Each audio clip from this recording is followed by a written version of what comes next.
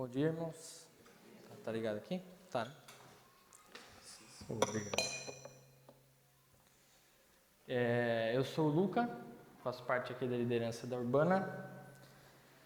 E para dar um contexto para os irmãos, antes da gente começar aqui nesse espaço, ter as reuniões dominicais, o nosso grupo que a gente se reunia às quintas-feiras, tanto alto, nós estávamos estudando o livro de Atos juntos. Na altura que a gente veio para cá, no primeiro domingo, a gente fez uma pausa, o Gui pregou sobre Colossenses. Semana passada, apesar de ter pregado em Atos, o pastor Davi, fez uma pregação avulsa também, não seguiu a série, porque nós já estamos para iniciar o capítulo 6. Como o Vitor leu hoje aqui, o capítulo 6 inteiro. Então, para contextualizar para os irmãos, o que está acontecendo aqui é o seguinte: a igreja está crescendo. A gente vê lá no começo de Atos, aqueles 12, e aí com eles tem 120, depois tem 3.000, depois a coisa vai tomando cada vez uma proporção maior. E chega hoje num tema que eu nomeei como o caminho do servo, porque esse texto hoje ele é inteiramente sobre serviço.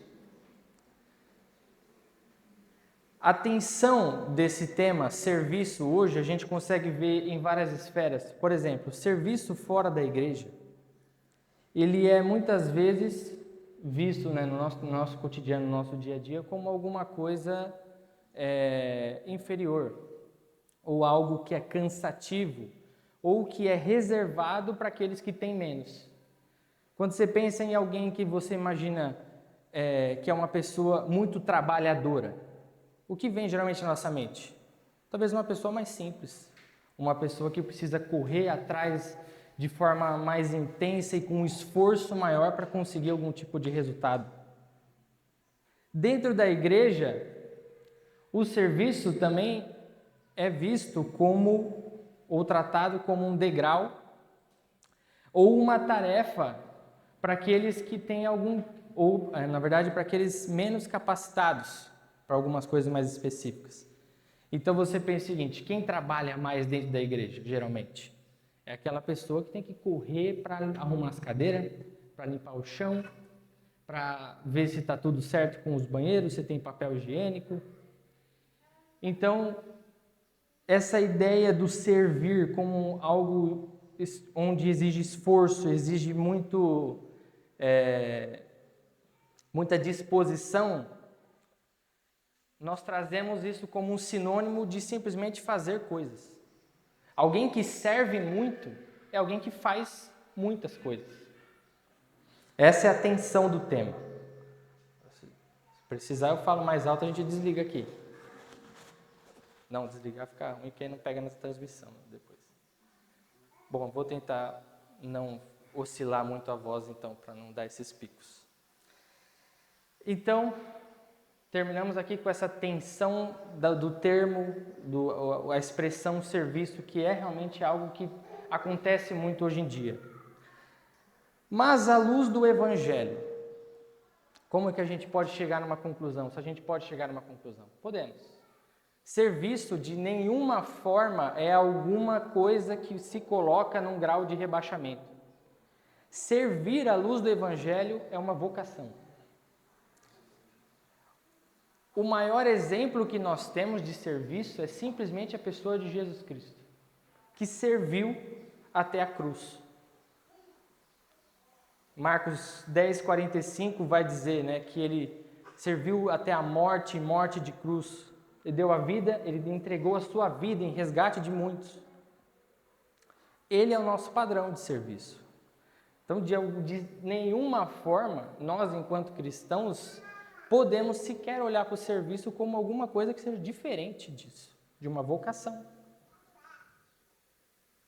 E isso pode ser um tabu hoje em dia, mas sim, de certa forma, a espiritualidade cristã, ela também se mede na maneira não sobre o quanto servimos ou no que servimos, mas no como servimos. E a gente chega então nessa tensão comum de que queremos ser úteis, mas nem sempre queremos nos dispor. Quando a gente chega num lugar, pensando no contexto de igreja, que a gente tem essa questão, essa empatia por olhar para essas pessoas que estão aqui como um corpo, como uma família, nós chegamos realmente com uma vontade de utilidade. Eu quero fazer alguma coisa para ajudar. Agora, eu querer ser útil nem sempre significa que eu quero me dispor a fazer alguma coisa que seja eventualmente algo que fuja da minha zona de conforto ou fuja do que é algo que é fácil para mim. Por quê? Porque a gente cai lá atrás para pensar que serviço desse jeito eu não consigo fazer, ou eu não sei fazer, ou eu não quero fazer. Eu quero ser útil, mas calma aí. No contexto de serviço, muitas vezes nós buscamos relevância, mas evitamos a renúncia. Eu quero servir em coisas ou fazer coisas que de alguma forma vão me trazer olhares especiais, ou que de alguma forma sejam coisas que sejam simples para mim. Eu tento de todas as formas evitar ter que renunciar a mim mesmo, com coisas ou que eu goste, ou que eu prefira, ou que eu acho que tenha mais visibilidade. A gente muitas vezes prefere, eu não sou a favor daquela frase do prega o evangelho e, se necessário, use palavras. Não é assim, não é necessário usar palavras para pregar o evangelho. Mas isso também não pode ser uma forma de comodismo para a gente simplesmente pensar que transmitir o evangelho é algo que a gente faz apenas com a nossa boca. A gente prefere falar do evangelho do que encarnar o evangelho no serviço. E aí a gente chega nesse capítulo 6 de Atos. A igreja está crescendo, surgem desafios, e aqui a gente vê um episódio que parece simples, mas não é.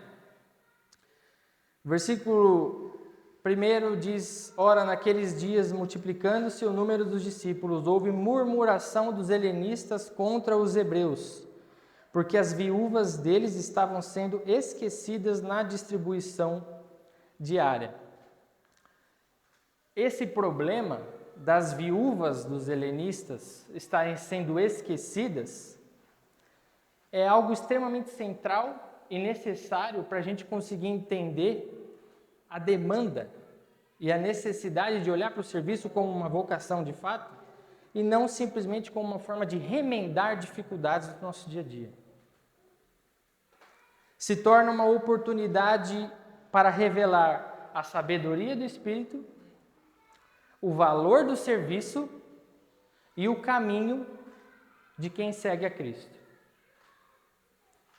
Então, nesse versículo 1, a gente já viu essa murmuração, e aí os discípulos, eles... Difícil de abrir a Bíblia aqui. Os 12, eles convocam a comunidade, isso no versículo 2, convocam a comunidade dos discípulos e disseram: não é razoável que nós abandonemos a palavra de Deus para servir às mesas. Isso aqui pode até ter alguma conotação estranha, né? Porque está falando assim, aquelas pessoas que estão à frente, aquelas pessoas que estão mais com o papel de professar e comunicar o evangelho àquelas pessoas através do ministério da palavra, eles chegam para o povo e falam assim: ó, pessoal, esse é um problema que não dá para a gente simplesmente sair daqui, parar de falar do evangelho e resolver. Mas isso não é no sentido de tipo assim, esse problema não é algo que é digno de ser resolvido por mim. O problema aqui não é teológico, mas é um problema relacional e logístico. A igreja está grande, tem muita gente.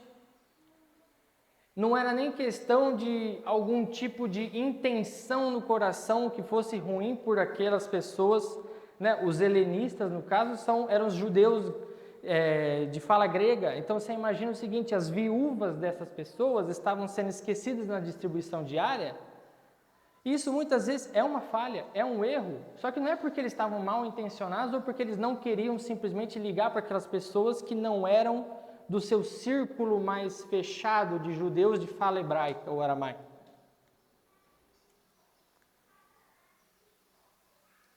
Então eles chegam e falam assim: nós temos esse problema. E a gente não pode aqui abandonar a palavra de Deus para servir as mesas. Então eles falam o quê? Irmãos, escolhei dentre vós 7 homens de boa reputação, cheios do espírito de sabedoria, aos quais encarregaremos deste serviço. E quanto a nós, nos consagraremos à oração e ao ministério da palavra. Ou seja, a resposta dos apóstolos, ela é pastoral, ela é espiritual, mas ela é também organizacional. O servir aqui, no sentido da missão que os apóstolos passam para aquelas pessoas, não é secundário. Não é de dizer o porquê eu não posso fazer, vão vocês e façam. O que os apóstolos aqui estão dizendo é que vocês precisam se mover e servir por propósito de uma missão que nós temos em comum. É parte da saúde da igreja. E ele cita aqui os nomes. Dentre eles nós temos Estevão, que hoje vai ser o grande personagem aqui. Mas todos esses nomes aqui, que a gente vê, são nomes gregos. Inclusive o último, Nicolau, o prosélito de Antioquia, era um homem que não era judeu, ele se converteu ao judaísmo. Ou seja, essa escolha dessas pessoas, elas não eram simplesmente para escolher aqueles que eram mais populares, ou para escolher aqueles que, aos olhos daquela comunidade, eles eram mais capacitados para fazer alguma tarefa em comum ou específica. Mas o versículo 3 vai dizer aqui, para escolher esses homens de boa reputação, cheios do Espírito e de sabedoria. O primeiro ponto, então, que a gente vê aqui é que servir não tem que ter algum tipo de condicional, algum tipo de barreira em que eu me coloco na posição de dizer: eu não sou bom o suficiente para fazer isso, ou não sou bom o suficiente para fazer aquilo, portanto, eu vou ficar no meu canto porque tem gente melhor para fazer. Não é sobre isso. Não é sobre você simplesmente ser bom ou não ser bom em alguma coisa. É simplesmente na disposição do seu coração de ser alguém que é cheio do Espírito. E Estevão, ele justamente se destaca, não é por carisma, não é por popularidade, não é por habilidades extraordinárias, não é por ser alguém que era famoso no meio daquela comunidade. Estevão, ele se destaca por caráter, porque o serviço ele nasce de um coração que é moldado. O servo, ele serve com humildade e com renúncia. E aqui eu usei o termo o servo cruciforme, porque é justamente o servo que ele é moldado de acordo com a cruz. O servo cruciforme, ele serve mesmo quando não é visto. Ele abre mão da posição para assumir a missão. Estevão não estava preocupado com o grau, o patamar que ele teria. ele não estava preocupado com o escalão que ele iria ocupar ou se ele iria ter algum tipo de cargo especial no meio daquela liderança. Estevão estava preocupado em cumprir a missão, uma missão que lhe foi dada. E isso exige humildade, isso exige renúncia. Muitas vezes a gente se colocar à disposição do serviço, em algum momento, pode ser que não exija tanta renúncia assim de nós, porque pode ser de fato em algum momento algo que eu faça com facilidade, com tranquilidade, que não me gera nenhum tipo de desconforto ou algum tipo de dificuldade técnica, por exemplo. Então, se eu venho aqui no domingo para tocar um violão, para a gente cantar junto, para mim isso é muito prazeroso. Agora, ao longo da semana, em que eu vou ter que ir lá, pegar o meu violão, sentar na minha cadeira, ensaiar todas as músicas, saber em que cada momento que vai ser cada nota, cada estrofe, as repetições, para que chegue aqui no domingo a gente consiga ter essa adoração comunitária de forma bonita. Isso exige de mim de ter que eventualmente na semana deixar de fazer algumas outras coisas que para mim seriam muito mais prazerosas do que ter que ficar ensaiando. Mas o meu ensaio não é visto. O que é visto é quando eu estou aqui na frente com o violão. Do versículo 8 ao versículo 14, Estevão está perante o Sinédrio.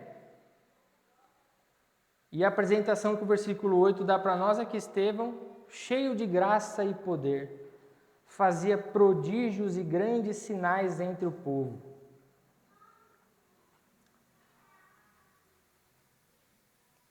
Levantaram-se, porém, alguns dos que eram da sinagoga chamada dos libertos, dos sirineus, dos alexandrinos e dos da Cilícia e Ásia, e discutiam com Estevão, e não podiam resistir à sabedoria e ao espírito pelo qual ele falava. O segundo ponto aqui, já que a gente tem em mente, é que o servo, em algum momento, ele enfrenta oposição. Estevão, quando se coloca na disposição do serviço em prol da missão do Evangelho, movido pelo Espírito, ele incomoda. Por quê? Porque quem serve incomoda. Só que Estevão, ele é confrontado e ele responde com sabedoria, guiado pelo Espírito, pelo qual ele falava. E aqueles homens simplesmente, eles falam aqui que eles não podiam resistir a essa sabedoria e ao Espírito. Não está falando aqui que eles não conseguiam resistir Estevão pelo fato dele ser alguém absurdamente capacitado em teologia ou que ele tinha alguma oratória persuasiva e convincente que pudesse fazer com que aquelas pessoas se confundissem nos seus próprios argumentos. O que fez aqueles homens ficarem perplexos e com raiva de Estevão foi o espírito pelo qual ele falava. O servo, ele enfrenta a oposição, mas ele não enfrenta a oposição com violência, ele não enfrenta a oposição com calúnias, ele não enfrenta a oposição com uma forma de querer se colocar maior do que aquele seu acusador em prol de defender uma verdade pessoal. O servo, ele responde à oposição com graça.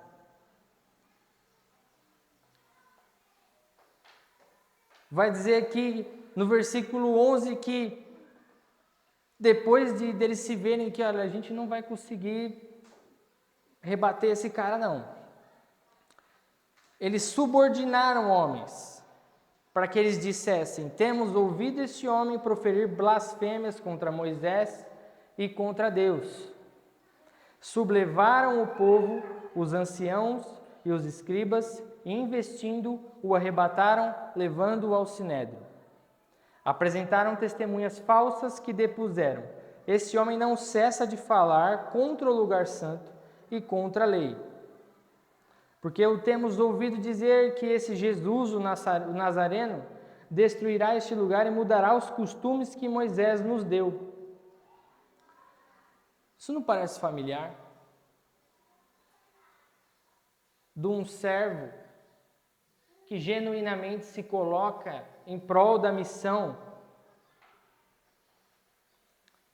e é acusado com mentiras, é acusado por coisas que ele não fez,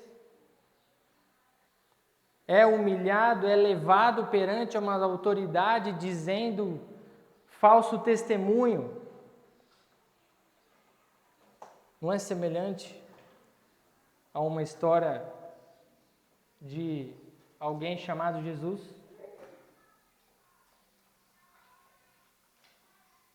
Jesus, quando estava sendo levado para o Calvário, carregando a cruz, sendo açoitado, a coroa de espinhos, quando ele estava pregado, como que Jesus reage a essa oposição?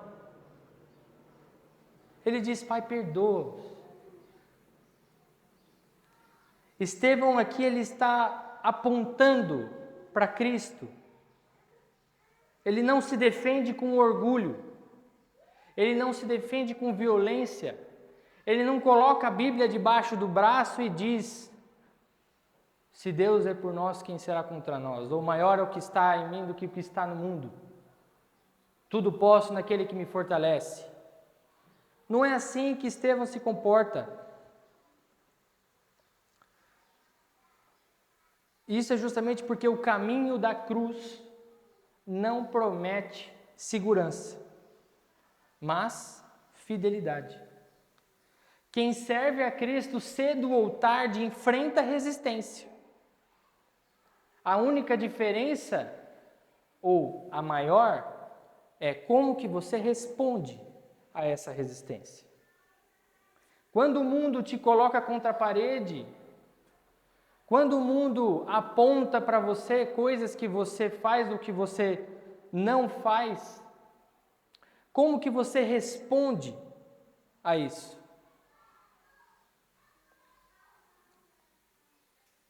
Estevão responde com graça.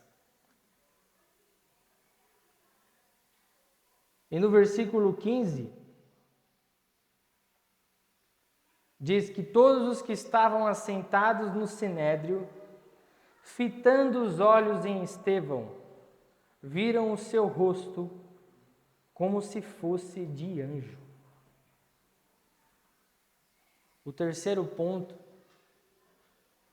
a beleza do terceiro ponto é que o servo, ele reflete a glória de Cristo no sofrimento. Estevão está lá com todos os motivos e todas as razões para estar inconformado com aquilo que eles estavam fazendo e podia dizer: vocês vão tudo queimar no fogo do inferno. A justiça de Deus vai vir sobre vocês e vocês serão todos fulminados. Porque ele estava sendo injustiçado mesmo. Ele teria razão de ter um comportamento assim.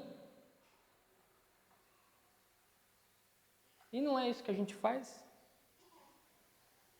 Muitas vezes a gente consegue reconhecer no nosso dia a dia coisas que, não, nisso eu acabei exagerando. Eu não devia agir assim ou agir assado, porque realmente aquela pessoa tinha alguma razão no que estava dizendo. Agora, se aquela pessoa não tinha nenhuma razão pelo que ela estava dizendo, se eu sou injustiçado com base, eu não vou olhar para aquela situação com graça. Eu vou querer derrubar todo mundo. Estevão está apontando para Jesus, quando, depois de tantas acusações, depois de tanta injustiça, e ainda a gente ainda está aqui nas acusações. Spoiler dos próximos capítulos, os irmãos já sabem que esse indivíduo vai ser apedrejado. E agora, como é que você consegue imaginar a situação desse homem com um rosto que aquelas pessoas olhavam e parecia um rosto de anjo, parecia como um rosto de um anjo. Lá do começo, quando falava que ele estava ali realizando prodígios, sinais pelo Espírito, que aqueles homens não conseguiam resistir à sabedoria e ao Espírito pelo qual ele falava, no final, no versículo 15, o que Estevão continua? Com o Espírito, cheio do Espírito. Ele não reage com raiva, ele não reage com medo também. Não é só raiva, é o medo também. Ele reage com plena confiança. Ele reage com plena segurança de que aquele que o sustentou, ou aquele que o guia, enquanto faz prodígios, faz sinais, prega a palavra, responde àqueles com sabedoria, é o mesmo que o sustenta agora à frente de um sinédrio que quer matar ele. Nada mudou para Estevão. E o sofrimento, no auge do sofrimento ali daquele momento, ele reflete a glória de Cristo. Ele carrega os traços de Jesus ressuscitado. A fidelidade sob sofrimento é o brilho do Evangelho no servo. O servo cruciforme, ele não resplandece por glória própria. Não é o fato de eu ser alguém disposto ou alguém com algum tipo de capacidade especial, por exemplo, para tocar, para ensinar, para logísticas, para acolher os irmãos, não importa qual área seja, não é o que eu faço que de alguma forma pode produzir nenhum tipo de glória. O que produz isso é o fato de estar unido ao Cristo sofredor.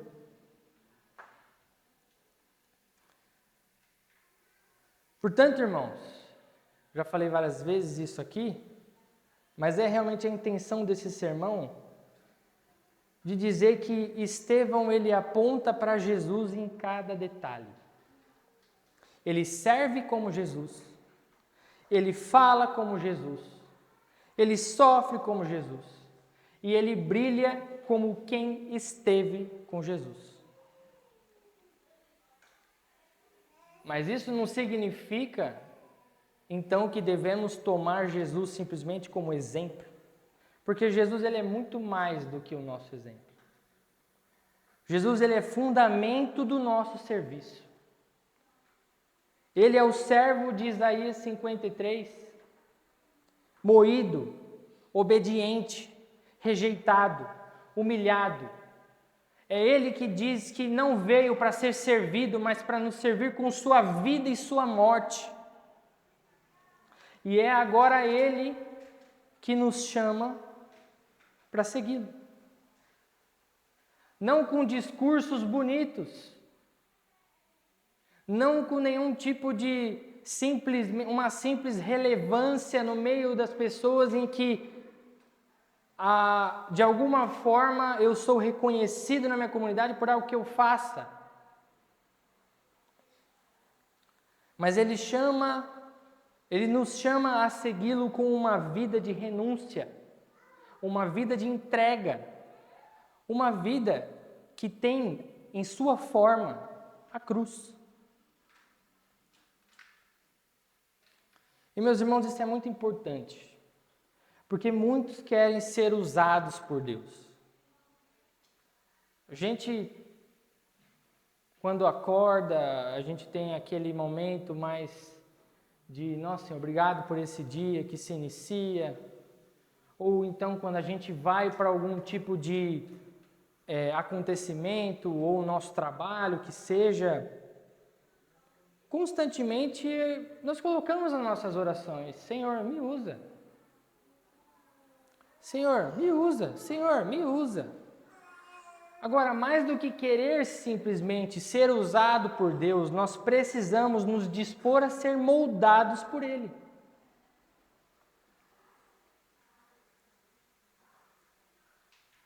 Muitos desejam frutos visíveis, mas poucos estão dispostos a morrer como a semente. Eu, quando me coloco numa posição de querer servir em prol de ver resultados, eu caio num erro muito comum, porque no Evangelho não é assim que funciona. Eu posso sim, nesse trabalho todo de serviço, morrer e não ver esses frutos. Eu posso simplesmente morrer como alguém que foi a semente, que não é o fruto visível. Servir como Cristo serviu é negar-se, carregar a cruz e andar com Ele, mesmo quando isso custa. E a gente não pode achar que servir é servir de qualquer jeito. Porque o nosso maior exemplo de serviço se entregou a si mesmo numa cruz. Tantos irmãos, o caminho do servo, sinto em dizer para os irmãos, é um caminho que aponta para a cruz. É um caminho que muitas vezes vai ser um caminho árduo. É um caminho que por diversas vezes encontraremos resistência. É um caminho que por diversas vezes vai doer. Mas é um caminho que aquele que trilhou com fidelidade até o fim nos promete que ainda que morramos, viveremos. Que ainda que a glória nessa terra não chegue, estaremos na glória com Ele na eternidade.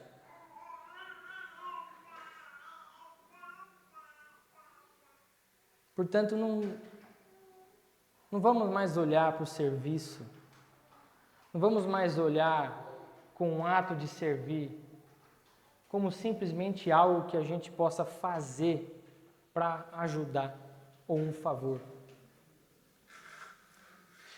Que o serviço seja algo em nossas vidas que seja de fato um exemplo de fé. Fé naquele que é o servo sofredor. Baixa a cabeça, vamos orar. Senhor Deus, te damos graças, ó Pai, por teu Filho Jesus. Te agradeço, Senhor, porque, como diz em Filipenses, ó Pai, sendo Deus, não usurpou e se fez servo. Que possamos, ó Pai, olhar para Cristo, olhar para a cruz e trilhar esse caminho, Senhor, com fidelidade, com alegria e com esperança, de que o nosso serviço, ainda que não traga os louros que a gente busca durante a nossa vida, que possa ser fruto, Pai, da nossa fé e da nossa confiança, que estaremos com o Senhor na eternidade. Obrigado, Senhor, por se fazer servo, por morrer numa cruz, limpar, Senhor, os meus pecados, para que hoje, Senhor, eu possa servir com alegria e com esperança. Essa é a nossa oração, Pai, em nome de Jesus. Amém.